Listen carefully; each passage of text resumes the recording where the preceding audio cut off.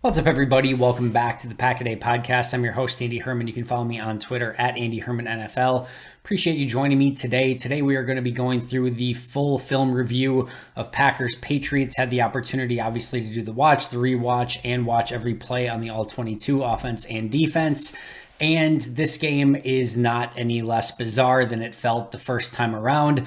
We'll get there in just a moment. Before we do, a couple news and notes. First of all, from a Giants standpoint, as we head into Packers-Giants this upcoming weekend, Kenny Golladay, who has been a complete and utter bust for the Giants, likely is going to be out this week. So not sure if that's good or bad for the Packers. From a quarterback standpoint, Tyrod Taylor is still in the concussion protocol while Daniel Jones is day-to-day. So if I had to guess, I would say that Daniel Jones probably plays this week, but there can always be setbacks and you never quite know for sure. Meanwhile, Tyrod Taylor with a concussion and having to travel all the way to London, you never quite know there either. So that will still be a storyline worth monitoring this week. But as of right now, we don't really know too much more about it other than that Jones is day-to-day, Golladay unlikely to play, and Tyrod is in concussion protocol. So we'll monitor all of it, and we'll obviously keep you posted as the week goes along. From a Packers standpoint, I think the biggest takeaway from Matt LaFleur's press conference was about the offensive line, and more specifically, what they want to do at right tackle. And we'll get into, Elton Jenkins and some of his struggles and some of the things that, quite frankly, he did pretty darn well this week as well. But I think TJ Lang, who on Twitter put it best, that, I think I'm paraphrasing here, but he basically said, bless Elton for his, ability to play all five positions and moving out to right tackle, but he's a guard, is what basically TJ Lang said. And I think that's right. I think there's a world in which Elton Jenkins can become a serviceable right tackle. In fact, I think we saw some signs of that this week, which we'll go over. But I think at the end of the day, he's a guard. Whether that's a left guard or a right guard, I'm not sure it matters. And I think he could be a really good center too, but I think he's a guard. And I think Green Bay is going to have to make the ultimate determination of how do we want this offensive line to line up, not just now, but at the end of the season and maybe going forward as well. And I think if you look at it from that point of view, you can make a strong argument. And Bakhtiari is a huge piece of this, right? That's just such a weird unknown. Had Bakhtiari had no long-term medical issue or injury history at this point, you probably just plug Bakhtiari at left tackle for the foreseeable future. You then probably figure out, all right, do we want Elton at left guard, Runyon at right guard, or Runyon at left and Elton at right? You figure that out right now. You put Myers at center and you probably put in Yash at right tackle and just say, all right, we're going to figure out how to play Yash at right tackle. We'll let him have that time and, we'll help him a little bit as needed in the time being, but we think he can be a serviceable right tackle. And I think you figured that out, right? With Bakhtiari's issue, I think that clouded things, and it's whether you have to move players back, all those things get put into question when you had the big injury issue. So if I'm Green Bay, I'm moving forward right now as Bakhtiari's the left tackle. I do think it's worth at least exploring Yash at right tackle, and then I don't know. I struggle if I want to move Jenkins to left guard and then make Runyon move to right guard. I kind of want to just set Runyon at left guard and not have to worry about it as much and see if Jenkins can play right. But listen, if Jenkins is your best bet long-term at left guard and that's where you think he's going to be best, you probably make that decision. And you can make an argument too that if you can get Bakhtiari and Jenkins back to their themselves, you've got a dominant left side of the line. Myers is coming along, some ups and downs. Runyon should be fine at right guard. And then you've got a potential long-term right tackle in Yash as well. So I think that could make some sense, but they're going to have to make that decision. I think their best option is to try to make that decision for end of this year, even going into next year, as to where they want these players playing. So either way, very, very interesting that Matt LaFleur basically said, yeah, they're considering this, that Yash could be at right tackle. And I think Elton's play at right tackle certainly has something to do with that. But we don't know what their ultimate offensive line is that they wanted it to be. I guarantee you that they didn't want to move Yash around until they felt comfortable with Bakhtiari at left tackle, like he was going to be able to play there week in and week out and not have to take plays off, right? I'm sure they don't want to move Yash over to right tackle if all of a sudden Yash is going to have to play 4 or 5 series at left tackle again this week. So I think they probably want to get Bakhtiari past that hurdle first, where they're at least comfortable in thinking that he's just going to be left tackle, no sub needed through the course of the game, and he's going to be able to make it week after week. If they get to that point, maybe at that point they look at Yash at right tackle. Maybe that comes as soon as this week. We'll have to see. But it's very, very interesting nonetheless. And then long term, you got to think of how potentially Zach Tom fits into this. So a lot of things to figure out. And in the meantime, they probably should be focused on what's the best unit both now and in the future. So we'll see what they decide. I think there's a good chance to just kind of stay status quo, but 1 week at a time. And we know how much Matt LaFleur wants to get his best 5 guys in the offensive line. And you'd be hard pressed to have anyone at this point who's probably thinking, you know what, we think Royce is a lot better than Yash. I don't think many people would probably see it that way at this point. So changes could be in the making. I thought the other key takeaway from his presser on Monday was he was asked about, some of the cover 2 shell. I forget exactly. I think he was just asked about the run defense, and he talked about the cover 2 shell and keeping 2 safeties deep and how that makes it difficult for the quarterback and trying to read the defense and what Green Bay is going to do.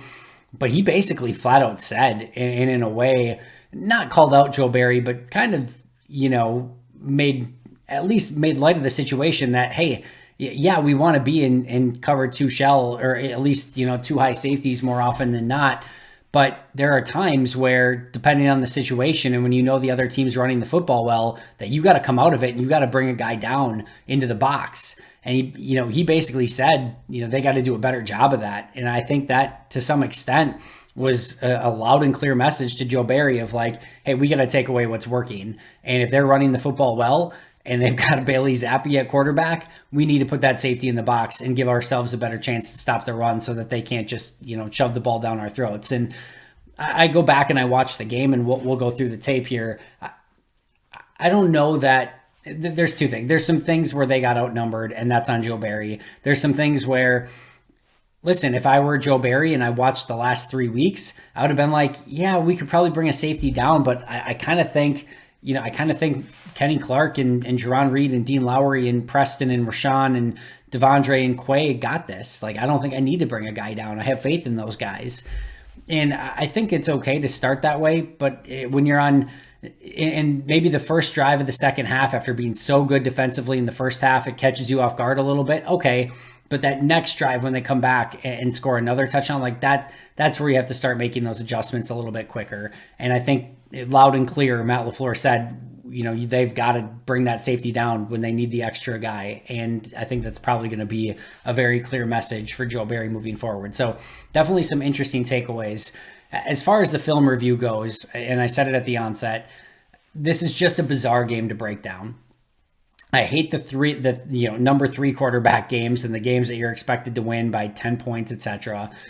Again, if you win by a lot, great. Nobody cares because you were supposed to. If you win by a little, everyone's panicked a little bit. And if you lose, good Lord, look the heck out, because it's going to be panic city just about everywhere, right? So these are difficult games.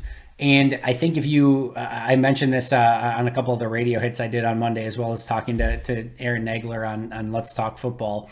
I think if you ask 10 people about this game and what their takeaways were, I think you'd get 10 different things. I think if I watched it, 5, 6, 7 more times, I would probably have 5, 6, 7 more different takeaways on this game. I do think that overall, the defense, I don't think was as bad as I thought, but at the same token, they need more consistency defensively. And I think this is a mixture of finding their identity, figuring out who they want to be, and being a little bit more aggressive and playing a more physical brand of defensive football. I mentioned that I thought this was going to be a physical game. I thought Tampa sort of set the tone in the second half in the Buccaneers game a week ago. And I thought New England would for sure take a page out of Tampa's playbook and punch Green Bay in the mouth and see how they responded. And Matt LaFleur mentioned it as well in his presser, saying like they need to be more physical, more violent, at the point of attack. And I don't think they always played that way. And I think that's the place where they need to get to. Is I think they I think they're playing a little bit more sound football. I think they're playing, I think they're rallying to the football a little bit better, but it's got to be violent at the point of attack. Football is a violent game at the end of the day. I think we all know that. And the team that is going to punch you harder is more often than not going to win. And New England punched Green Bay harder. And I think Green Bay was not lucky, but they were just clearly the more talented team. And I think they got away with talent in this one and not maybe effort, violence, intensity, the things that they really needed if they wanted to win by double digits and make this a clear and easy game. So I think that's something that Green Bay's defense has to clean up. I think that overall, as I go through this offense and this defense through 4 games so far, there are very few players that are playing at a very high level. I think Kenny Clark and Rashawn Gary clearly on the defensive side of the ball. On offense, they're Aaron Jones, AJ Dillon are playing pretty well, but there's nobody that's like a standout. Like if I were a Pro Bowl or an All-Pro voter at this point, there's no tight ends, there's no offensive lineman, there's no wide receiver. Maybe in Aaron Jones, but he's probably the closest, but that he had a huge fumble in week 3 that was extremely costly. Rodgers has not played to that level yet. Defensively, Kenny Clark, absolutely. Rashawn Gary, absolutely. Campbell hasn't been the same. Jair, even when he was in, hasn't been, quite the same yet. Stokes and Douglas have had some ups and downs. Amos had a really nice start to this game before he went out injured, but had struggled, especially in that Viking game. Like, I don't put anyone in that tier or category outside of Clark and Gary right now. Those are the only 2, offense and defense. The good news is they're 3-1, and a lot of their really talented, super talented players aren't even playing at a high level yet. They haven't even won the turnover battle with any consistency yet. All of a sudden, Rodgers starts playing the way he can. Jenkins and Bakhtiari do.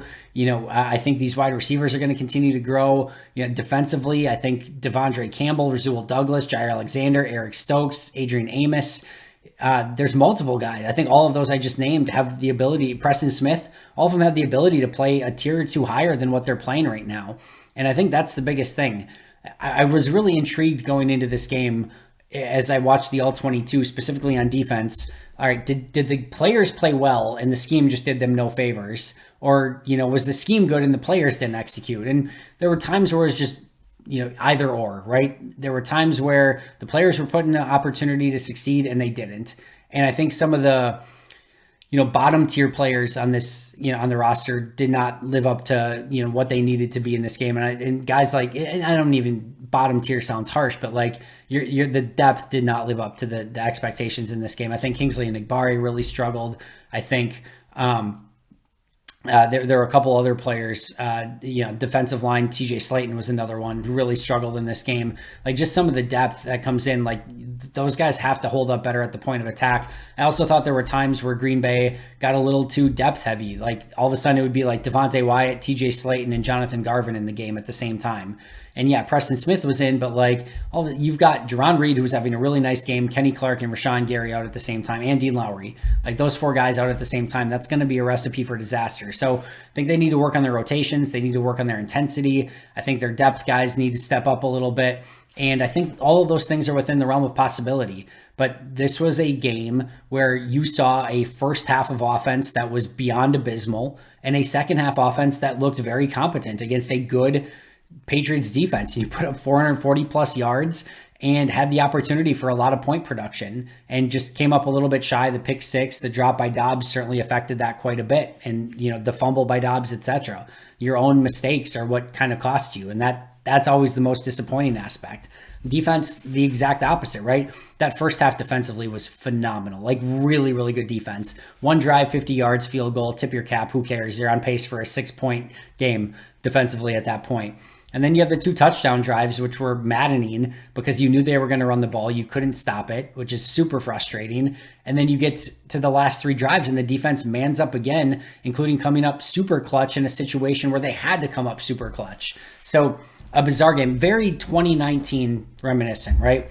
Like 2019 was just chock full of games that maybe, they didn't deserve to win at times, but they came away with a bunch of wins.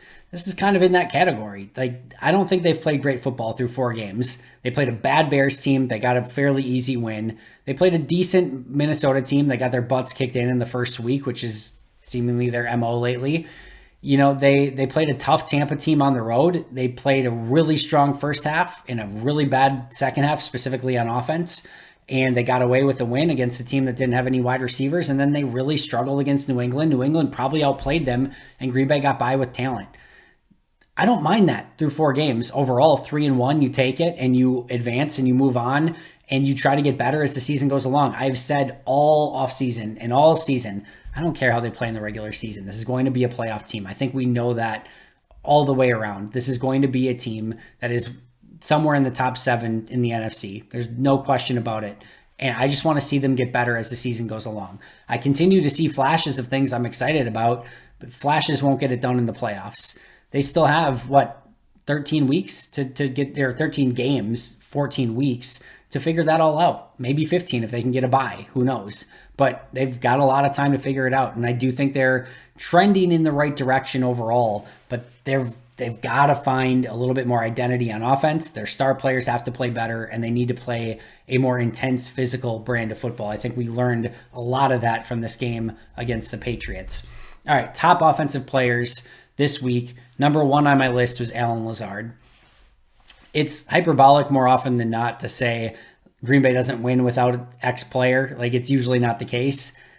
Probably not, maybe not the case with Allen Lazard, but if not, it's darn close. It is darn close. He was really, really good in this game, from coming up with key catches in overtime on the 3rd play of the second half to get the offense back going, getting a couple explosive plays down the field, getting some key blocks on plays. Like, there's just very few wide receivers that can do what Allen Lazard can do as both a receiver and also as a blocker. And he had a couple really nice blocks in this game. I do think there are times where Lazard can be a little bit overrated as a blocker, because there'll be plays where he's like digging a guy out or like just setting a ridiculous block that a wide receiver shouldn't make. And then there's other plays where he just kind of goes like a tenth of the speed and isn't really doing much. And I'd like to see that get cleaned up a little bit. But man, when he wants to, he is a very, very good blocking wide receiver. And he also came up huge with some monster catches in this game. And it really felt like that catch in overtime too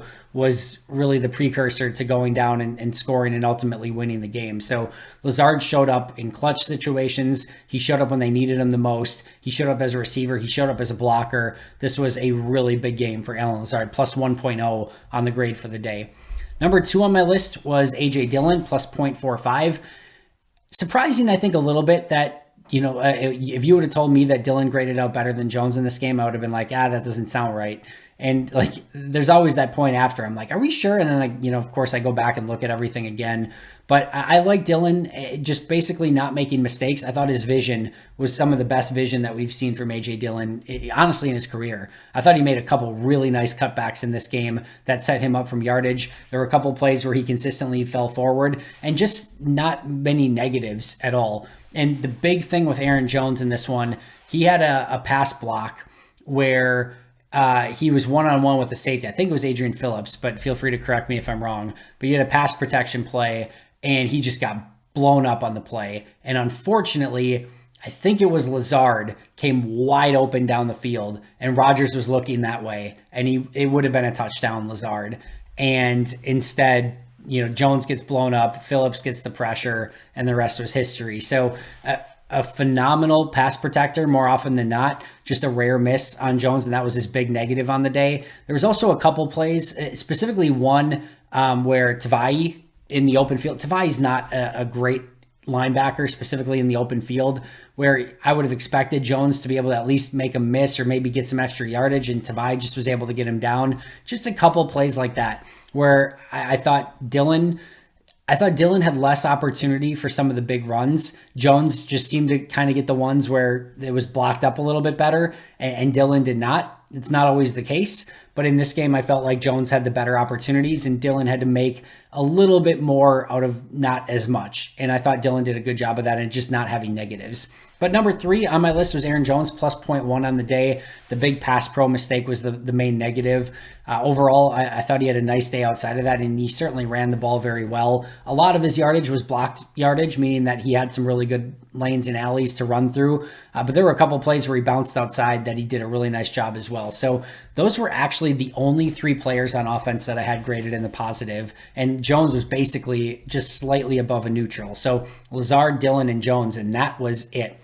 My bottom 3 offensive players, number 1 was Romeo Doubs. And listen, I really like Romeo Doubs. I've said it already. He's going to be, I think, a very good player, maybe even a star in this league. What we're seeing out of rookie Romeo Doubs from a wide receiver standpoint, some of the things that he can do, we've seen before in some very talented veteran wide receivers in this Green Bay offense. You know the names. From Greg Jennings, Devontae Adams, Jordy Nelson, we're seeing, those type of plays from Doubs already in a 4-game career, and obviously some of it from preseason as well. But there are some special traits that he has that he can put together and be a fantastic wide receiver in this offense.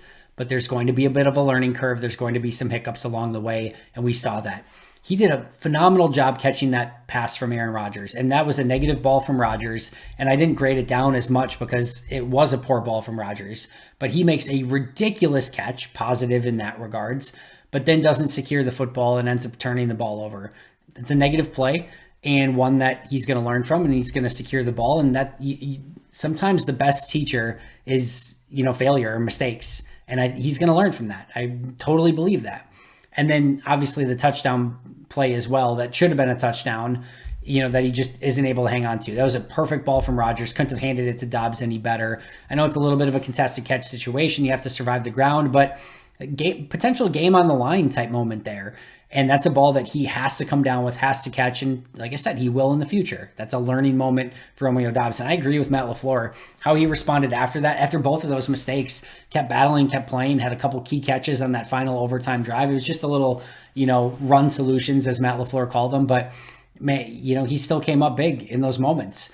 And I like I said, he's going to be a really good player. But when you have a fumble and a dropped potential game-winning touchdown pass, it's going to come out in the negative, and it just is what it is. A couple really big plays, the touchdown catch as well. Still work in progress as a run blocker. That's something he has to work on as well, which gets him a few more negative grades. But overall, like what I see, but there's just no way around being in the negative when you have the fumble and the drop touchdown.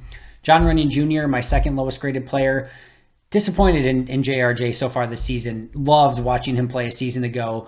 Didn't think like he was in the, Elton Jenkins, David Bakhtiari, Corey Linsley type tier, but I thought he had a really nice season last year, and I really thought he not only would carry that over, but expand upon that to become maybe, maybe not this year, but going forward, maybe like a Pro Bowl caliber guard. I think that was out of the realm of possibility at all. By the way, do we continue to talk about Pro Bowl caliber players, that there's no Pro Bowl anymore? That's, I guess, something weird that we're going to have to, at least I'm going to have to adjust to moving forward. But you get my point. And so far this season, it just hasn't been that. And to John Runyon Jr.'s defense, it hasn't been that way for the entirety of the offensive line. And I've talked about this with Mike Wall, but you wonder how much Adam Stenavich, being more of an offensive coordinator, not an offensive line coach, is affecting the O-line, because they have not looked good at all so far, all the way across the board. I don't have any offensive lineman graded in the positive. Not Yash, not Bakhtiari, not Jenkins, not Myers, not Newman, not Hansen, not Runyon, none of them, which is extremely rare. And that's on the season. And it has to be better. And right now it's not. And John Runyon Jr. should not be having a negative grade 4 games through the season. He should be one of the real true staples. So a disappointing start for him. And then Bakhtiari, actually my third lowest graded player. I thought last week didn't show much rust, and maybe only playing the 30 snaps helped him out a little bit more. Listen, this is a huge positive that he is not only back playing, but that he is, played all but 3 snaps, I think, in this game, just one series that Yash filled in for him. I'm okay with a little bit of rust at this point. He's going to be just fine. I love that, I love how he plays the game.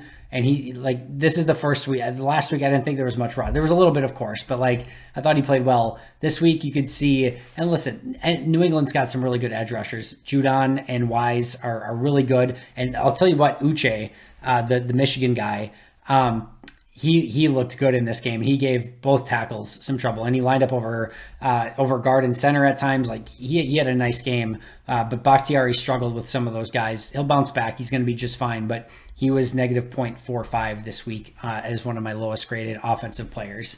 Some other notes, Aaron Rodgers ended up at exactly even, and it was basically two halves. A brutal first half. Really fantastic second half that I think kind of flew under the radar. The awesome ball to Randall Cobb along the sidelines on a key third down. The third down completion to Lazard along the sidelines. You've got what should have been a massive, beautiful game-winning touchdown to Romeo Doubs in the end zone. There were some legit big-time throws in that second half, which made up for a abysmal first half and came out as a net even. And then Elton Jenkins, it's really funny because the last 2 weeks he was my lowest graded offensive player, and like nobody wanted to hear it. And then they see a couple sacks given up this week, a couple pressures. It doesn't look great. And everyone's like, all right, they got to change everything, move him to guard. I actually thought he was much better this week, and primarily in run blocking. I thought he was really good as a run blocker this week. Pass protection, yeah, you saw it. You saw some of the pressures he gave up. He is still learning how to pass pro at right tackle. It is a work in progress and something he has to continue to improve upon. Whether they move him inside remains to be seen. I would probably lean like, I don't know. I could go either way. A part of me wants to be like, all right, let's give him a couple more weeks, 2-3 more weeks, and see can he settle in, because he barely played this position prior to these first few weeks, and he's coming off a torn ACL. Like, let's give him a hot second to see if he can settle down. If he doesn't, move Yash out there and move him inside, and he's probably going to be fine. But I saw signs this week, especially as a run blocker. A couple really nice pass pro plays. I thought this was a much better week than the last 2 weeks. So it's just funny to me that like everyone's panicked this week, and I'm actually kind of like, I thought he actually played better. And whereas the last 2 weeks, I'm like, oh, this did not look good, and just nobody wanted to hear it, of course. But that's where we're at. Defensively, top 3 defensive players. Number 1, you don't even need to know. Rashawn Gary, plus 1.85. Massive grade this week. Sack, fumble recovery, setting the edge well. He struggled a little bit as a run defender. They almost played him as like a interior down lineman at times to kind of match up against New England's 6 offensive linemen. It didn't go great a little bit in that regard, but overall, this was a beautiful, magnificent game from Rashawn Gary. Really enjoyed watching him play, and a massive grade to go along with that, which is going to be a shock to absolutely nobody. Jerron Reed, plus 0.75, my second graded defender. I thought this was his best game as a Packer. He had 2 plays late in this game where he split double teams and made stops in the running game. Those were big time plays, especially late. You want to know why they got, some of those 3 and outs late in the game? Jerron Reed was a huge part of it. Man, if he can play anywhere close to that moving forward, that was a really nice day from Reed, and hopefully something he can build upon, because I thought he's been okay, the first 3 weeks, but this game, it was a different level, especially late in the game when they needed him most. And then Rudy freaking Ford, number 3 on my list, plus 0.55 grade. I loved how downhill he played in this game. Couple miscommunications in the secondary that he seemed to be a part of, and that would be something that you would kind of expect. He's going to have to learn the communication and make sure that he's ready to go if called upon again. But he also made the diving pass breakup in the last defensive play of the game that got the ball back for the offense. That was huge. And just his ability to come up and make plays in the running game, like, he's an interesting player. I'm not saying like he's not ahead of Savage or Amos clearly, but like I was impressed just with the vigor and intensity that he played the game with. I would like everyone to play with that intensity and how he was flying to the football. He's a fun player. You can tell like there's going to be times where he just overruns stuff or like maybe plays a little bit too fast or whatever the case may be. But man, this defense could use a player like Rudy Ford just flying around and making some plays. He was all over the place. Couple big pass breakup at the end, couple big run stops, and just fearless as a safety. So liked what I saw out of Rudy Ford in this game. Bottom 3 on defense, Enigbari really struggled on the edge. And this was a undersized edge rusher right now going up against the likes of Trent Brown and Isaiah Wynn, specifically Trent Brown. He saw a lot of Trent Brown, and Trent Brown just kind of ate him alive. And that's going to happen sometimes. He's going to have to put on functional strength. It's going to be an offseason thing. I like him a little bit more as a situational pass rusher. They just don't have that third edge guy that they can count on right now. It's not Garvin. It's not, I think Enigbari can be used in a lot of situations, but going one-on-one with Trent Brown in a trench battle is not ideal. And Enigbari felt that after, I guarantee you, he felt the impact of having to go against those bigger guys throughout the course of the game. It was a tough game for him. He'll bounce back. He's going to be just fine, but that was a tough game.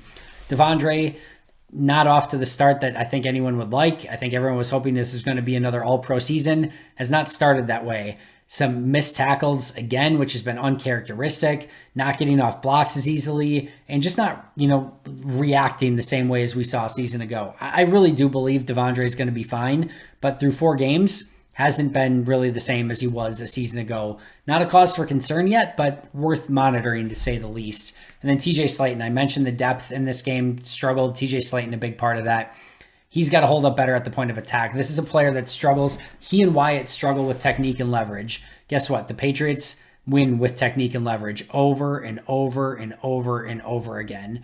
And they out-leveraged and out-techniqued Wyatt when he was in there and Slayton when he was in there. And not to be totally unexpected, but those guys just have to work on that because they're both physical freaks and athletic freaks. Doesn't do much if the other guy can control you at the point of attack. New England did that, and Slayton specifically struggled.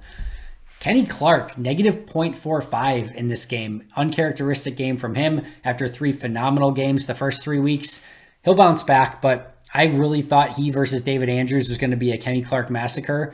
Tip your cap to David Andrews. He hung in there and gave Kenny Clark all he could handle. Clark would have graded much better had it not been for the personal foul penalty that also set up New England with a much shorter field and an opportunity to go down and score. An uncharacteristic play from him as well.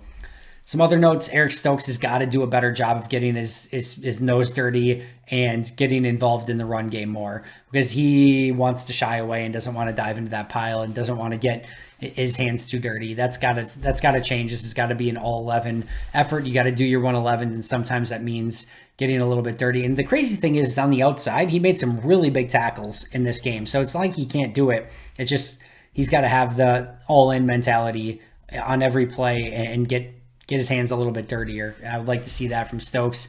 And the communication has to get better. More communication breakdowns on the back end. Part of that, I'm sure, is with Jair and Amos out, but that's not an excuse. Everyone's got to know the communications. Everyone's got to know the calls. There were some mix-ups in this game, and it cost them on the touchdown. It cost them on a couple other plays. So that is a very big work in progress. I mentioned it pregame show. New England loves their crossers, and they're going to attack all of your principles and your rules and make sure that you're communicating them. Green Bay didn't. New England almost beat them because of it. Got a couple big plays off of it. And you'll be happy to know, as much as I've bashed Jonathan Garvin, he had a slight plus 0.05 grade for me this week. So not a Jonathan Garvin hater. Would love for him to break out. Had a slight positive. PFF graded him in the negative. I had a slight positive on him this week. So had a really nice pass rush. Had a really rough play setting the edge on one play, but a really nice pass rush. The very next play had another good play later in the game as well. So hopefully the turning of the corner for Jonathan Garvin. That's going to do it for me today. Thank you so much for joining me. I always appreciate it. I'm going to be right back here tomorrow on YouTube. And then I'm also going to be on Pack-A-Day Live Tuesday, 7 p.m., hosting, of course, and special guests, Matt Schneidman from The Athletic, Nicole Menner from WLUK Fox 11. Sports team here in Green Bay. Should be a absolutely epic show. So 7 p.m. Central on YouTube. Make sure to check that out. And subscribe if you have not already. Appreciate you. Thank you so much for joining me. I'll be right back here tomorrow on the YouTube channel. But until next time, and as always, go Pack Go.